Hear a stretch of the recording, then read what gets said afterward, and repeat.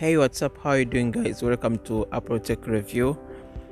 So if you know that you have vaccinated outside of Qatar, but you want to update your Ethernet with a stamp, or what we call a gold yellow line.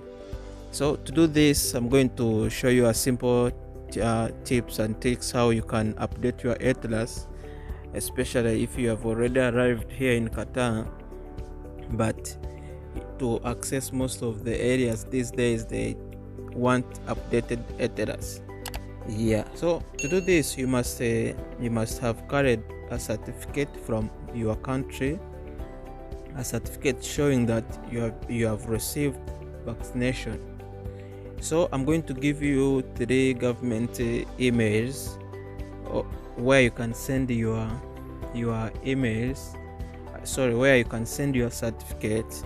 So once you send your certificate on this email, your address will be within a few days. You receive update, then it will change and it will indicate that you are vaccinated.